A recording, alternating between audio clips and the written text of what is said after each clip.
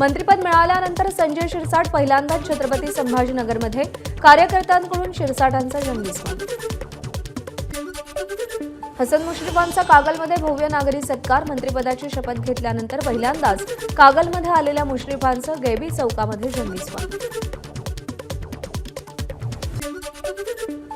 प्रकाश शेंडगे यांच्या अध्यक्षतेखाली आज महाराष्ट्रातील प्रमुख ओबीसी नेत्यांची बैठकीमध्ये भुजबळांना मंत्रिमंडळात स्थान न दिल्यानं ओबीसी समाजातील असंतोष आणि अन्य विषयांवर चर्चा होणार।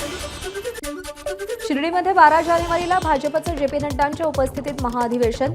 भाजप स्थानिक स्वराज्य संस्थांच्या निवडणुकांचं रणशिंग फुंकणार असल्याची माहिती। बीडमधील पोलीस अधीक्षक पदाचा नवनीत कौवत यांनी पदभार स्वीकारला। मस्साजोग गावचे सरपंच संतोष देशमुख यांच्या हत्या प्रकरणात मुख्यमंत्री फडणवीसांकडून पोलीस अधीक्षक अविनाश बारगळ यांची बदली। मस्साजोगमध्ये अजित पवारांना ग्रामस्थांचा विरोध। अजित पवारांसमोरच धनंजय मुंडेंना मंत्रिमंडळातून काढण्यासाठी घोषणाबाजी। अजित पवार वाल्मिक कराडला वाचवत असल्याचाही ग्रामस्थांचा आरोप। राहुल गांधी 23 डिसेंबरला परभणीतील सोमनाथ सूर्यवंशीच्या कुटुंबियांची सांत्वनपर भेट घेणार। यावेळी विजय वडेट्टीवारही उपस्थित राहणार। माजी मुख्यमंत्री उद्धव ठाकरे आणि आदित्य ठाकरे 5 जानेवारीला तर लोकसभेचे विरोधी पक्षनेते राहुल गांधी आणि दिल्लीचे माजी मुख्यमंत्री अरविंद केजरीवाल 10 जानेवारीला मार्कडवाडीला जाणार असल्याची माहिती।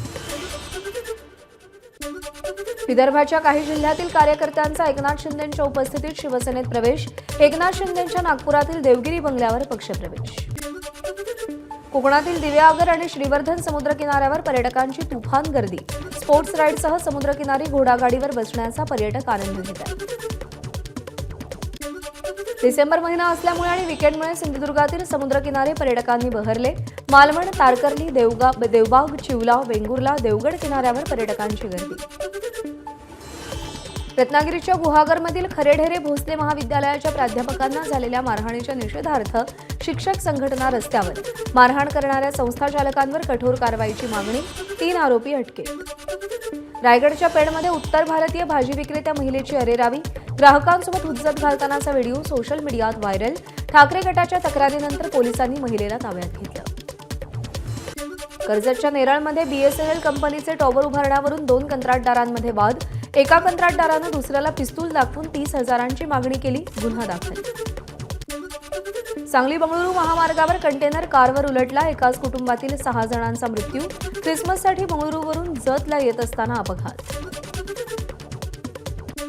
तुळजापूर तालुक्यातील पवनचक्की मारहाण प्रकरणातील शेतकरी सचिन ठोंबरे आणि भाजप पदाधिकाऱ्यांचे ठेकेदाराच्या मनमानी विरोधात छत्रपती शिवाजी महाराजांच्या पुतळ्याजवळ आंदोलन। पालघरच्या वाडामधील हिमालय कंपनीला भीषण आग। आगीचं कारण अस्पष्ट। कारखान्याच्या परिसरात घरांना आगीचा धोका।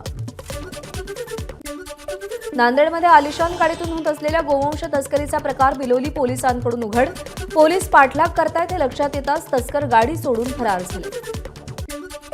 धुळ्यातील सोलर फिल्म बनवणाऱ्या एका कंपनीनं हाँगकाँगमधील फायनान्स कंपनीला तब्बल 3 कोटी 12 लाखांचा गंडा घातला। या प्रकरणी सोलर कंपनीच्या 9 संचालकांविरोधात गुन्हा दाखल।